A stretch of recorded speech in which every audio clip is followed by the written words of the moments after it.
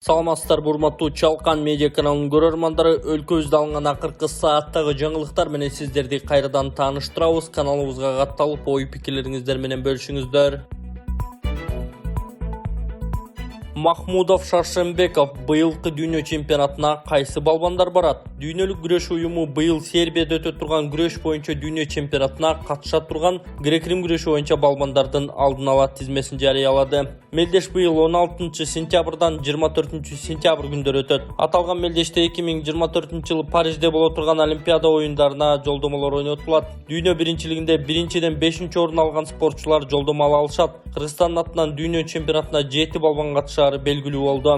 Дүйнөлүк күрөш уюму белгилегендей, алар жарыялаган тизме алдын ала түзүлгөндүктөн кийин алымча кошумча болушу ыктымал. Кыргызстандык грек-рим курама командасы 60 кг салмакта Жоламан Шаршембеков, 63 кг салмакта Дастан Кадыров, 67 кг салмакта Амантур Исмаилов, 77 кг салмакта Акжол Махмудов, 82 кг салмакта Бексултан Назарбаев, 87 кг салмакта Азат Салидинов, 97 кг салмакта Бексултан Махмудов.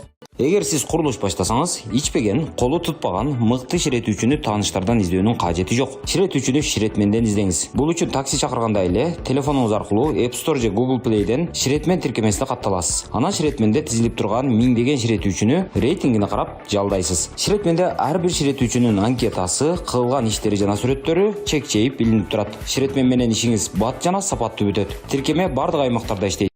Казакстандын суу боюнча Кыргызстанга доосу жок, расмий билдирүү.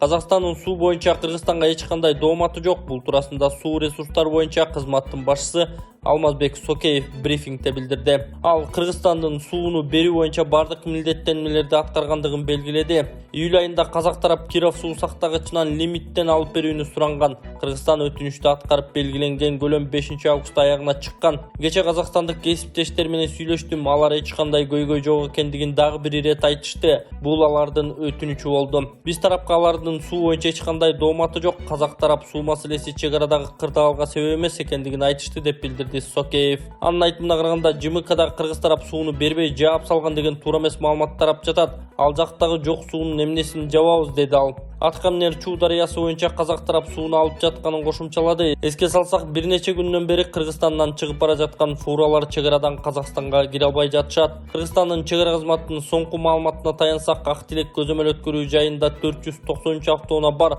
Кечээ алардын саны 430 болчу. Ал эми экинчи Кең Булуң көзөмөл өткөрүү жайындагы өтө албай турган фуралардын саны 146-га чыккан. Бир суткада Кыргызстандан Казакстанга 112 автоунаа кирген. Чек ара кызматы эч кандай чектөө жоктугун, көзөмөл өткөрүү жайлары адаттагы тартипте иштеп жаткандыгын айтышкан. Кырдаалдан улам Ак Тилектин жанында айдоочулар үчүн чатырлар тигилген. Чек арадагы фуралардын өтө албай топтолуп калышы боюнча Казакстандан да комментарий беришкен. Коңшу өлкөнүн каржы министри Эрулан Жамаубаев Баңгизатын аныктоо боюнча операция болуп, чек ара жана улуттук коопсуздук комитети тарабынан тыкыр текшерүү жүрүп жатышы мүмкүндүгүн айткан. Ал коммерциялык жүктөр боюнча эч кандай көрсөтмөлөр болбогонун билдирген. Жыл башынан бери Кыргызстан боюнча балдардын катышуусу менен жалпысынан 900дөн ашык жол кырсыгы катталып, анда 40тан ашуун бала каза болгон. Бул тууралуу ИИМден билдиришти. Маалыматка караганда 1000ден ашуун бала ар кандай даражадагы жаракаттарды алышкан. Жыл башынан бери жол кырсыгынан курман болгон жаш өспүрүмдөрдүн санынын 53%-ын унаа ичинде жүргүнчү катары бара жаткан жаш өспүрүмдөр түзөт. Жыл башынан бери өлкөдө жашы жете элек жүргүнчүлөрдүн катышуусунда 416 жол кырсыгы катталган. Ар бир окуяда коопсуздук курлары жана балдарды коргоочу шаймандардын жоктугу же аларды колдонуу эрежелерин бузуу катталган. Анын кесепетинен 22 бала каза болуп, 500дөн ашуун бала жаракат алган деп айтылат маалыматта. Мурдагы энергетика министри Бекмурзаев диний агартуу борбордо кызмат кыла турганын айтты. Мурдагы энергетика министри Доскул Бекмурзаев эми Жусуп Баласаган атындагы диний агартуу борборунда кызмат кыла турганын айтты. Бул тууралуу видео социалдык тармактарда жарыяланды. Көптөн бери изденип жүргөн нерсемди ушул жерден таптым. Бул жакта тарбияланып жаткан балдар Кыргызстандын келечеги деп ишенем. Кызмат кылганга даярмын, деген ал. Эске салсак, Бекмурзаев өткөн жылдын октябрь айында иштен алынган. Ага кызматтык абалынан кыянаттык менен пайдалануу фактысы боюнча 2 кылмыш козголгон. Алайда жер көчүп Ош-Сарыташ Эркеш тамына жол жабылды. Ош-Сарыташ Эркеш тамына жолунун 239 чакырымында жер көчүп жол жабылды. Бул туурасында Транспорт жана коммуникациялар министрлиги билдирди. Көчкү 23 август эртең менен саат 9:00 чамасында жүргөн жалпы көлөмү болжол менен 4000 куб метр жерине 2 жүктөгүч, 1 автогрейдер жана 1 трейлер тартылып жол тазаланууда. Азыркы таптада көчкү акырынан жылып жатат. Толуккандуу жумуштар көчкү токтогондо жүрөт деп айтылат маалыматта. Ошого карабай бүгүн саат 18:00 жол бир тараптуу ачылары болжолдонууда. Бул видео жалаң эркектерге, эгерде простатит көйгөйү болуп жатса, бат-бат туалетке барып атсаңыз, же зараңыз чыкпай атса, төшөктө алсыз болуп атсаңыз, анда хеймей чакыр дарызын ичиңиз. Биринчи капсулада эле результат аласыз. Простат көбөйтөт сперманын биринчиден жана иммунитетти көтөрөт. Бостердеги киши өлүмү боюнча дагы 2 милиция кызматкери кармалды. Ысык көлдүн Бостери айылында киши колду болгон Бекбол Аманкуловдун өлүмүнө байланыштуу дагы 2 милиция кызматкери кармалды. Бул тууралуу Азаттыкка облустук ички иштер башкармалыгынын басма сөз кызматы кабарлады.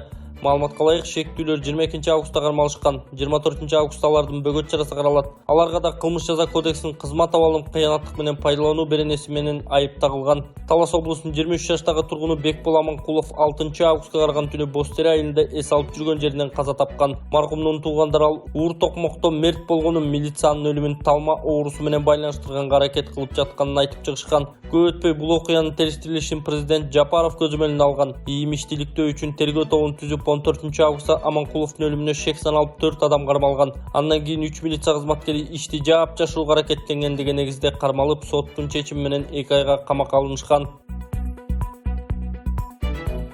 Тышкы иштер министрлиги Алматыда кармалган кыргыз ишкери жөнүндө маалымат таратты. Кыргызстандын тышкы иштер министрлиги Казакстанда кармалган кыргыз жараны Алматы шаарындагы Алтын Орда базарынын директорунун орун басары Эрмек Маркабаев боюнча маалымат таратты. Тышкы иштер министрлигинин кабарлашынча, коңшу өлкөдө кармалган ишкердин укугун коргоо боюнча иштер жүрүп жатат.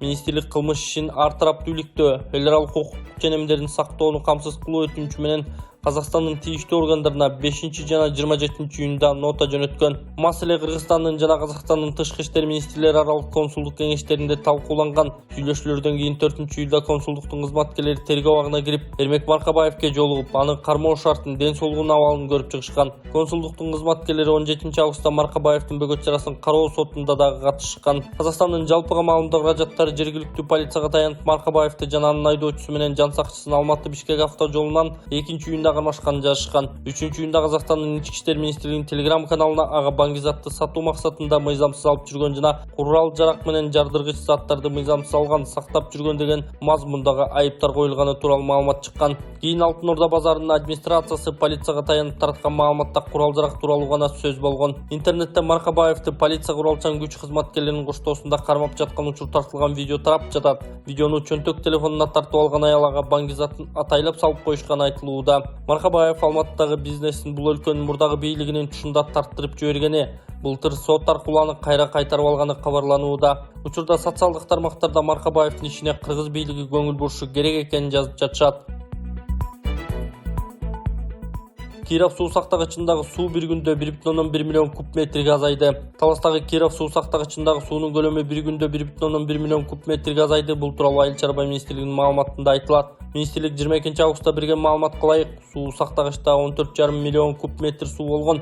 Ал эми 23 августка карата суунун көлөмү 13,4 миллион куб метрге чейин түшкөн. Ал эми былтыр 23 августта суу сактагычта 100,6 миллион куб метр суу бар болгон. Ошол эле учурда суу сактагычка агып кирген суу да көбөйбөй эле, ал секундасына 0,7 куб метрди түзүүдө.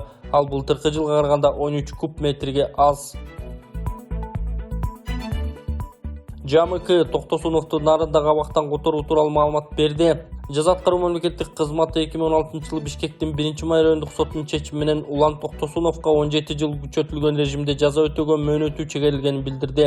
Ал номер 24 Нарын шаарындагы абакта кармалып турган. ЖМК тараткан маалыматка ылайык Токтосунов мындан аркы жаза өтүүчү жерин аныктоо үчүн Бишкек шаарындагы номер 1 тергөө абагына которулууда. Мекеме мыйзамдарга ылайык Бишкек шаарындагы номер 1 тергөө абагы соттолгондордун жаза өтөө жерин аныктаганга чейин кармала турган жай экенин белгиледи. Токтосуновдун жакындарына түшүндүрүү иштер жүргүзүлгөнүн кошумчалады. Милицияда кылмыштуу топтун мүчөсү катары каттоодо турган Улан Токтосунов нарындагы абактан Бишкектин тергөө абагына которулуп жатканына каршы болгон жакындары 23 августта жаза аткаруу кызматынын алдында акцияга чыгышкан. Алар тергөө абагында буга чейин адам өлүмү катталган фактылар болгонун белгилеп, ал жактан Токтосунов тирүү чыкпайт деп теңсизденип жатканын айтышкан. 2015-жылы Токтосунов кылмыштуу топтун мүчөсү Дамир Сапарбековдун өлүмүнө байланыштуу эл аралык издөөгө алынган. Кийин ал Туркиядан келгенде камакка алынып 2016-жылы 17 жылга эркинен ажыратылган. $23 миллион зыян издөөдөгү кыргызстандык Мадагаскардан табылды. Издөөгө алынган кыргызстандык жаран Мадагаскардан табылып мекенине кайтарылды. ИИМдин маалыматында ал республикадагы банктардын биринин кызматкерлери 4 кишиден турган топ менен сүйлөшүп алып, Кыргызстандан акча алып чыккан деп шектелүүдө. Келтирилген зыян $23 миллион түзөт. Издөөдөгү кыргызстандыкты табуу жана мекенге кайтаруу иштерин Интерпол менен башкы прокуратура биргеликте жүргүзгөн. Учурда кыргыз-казак чегарасында 500дөй унаа кезек күтүп турат. Кыргызстандын чегара кызматы кыргыз-казак чегарасындагы азыркы абал боюнча маалымат берди. Саат 13:00 карата Ак Тилек пунктунда Казакстанга өтүү үчүн 493 машина, кечээ 430 болчу кезекте турат. Ал эми Кең Булуң өткөрмө бекетинде 146 фура бар. Бир суткан аралыгында Кыргызстандан 112 автоунаа чыгалды. Чегара кызматы Кыргызстан тараптан эч кандай чектөө жок экенин, өткөрүү бекеттери кадимки режимде иштеп жаткандыгы дагы бир ирет эскерткен. Ведомство Ак Тилекте айдоочуларга жардам берүү үчүн чатырлар тигилгенин белгилеген. Казак тарап кечээ кырдаал боюнча комментарий берген. Казакстандын финансы министри Эрлан Жаамубаевдин айтымында жүздөгөн фуралардын чегарага топтолуп калышына Улуттук коопсуздук комитетинин баңгизатка каршы операция жүргүзүп жатканын себеп болгонун айткан.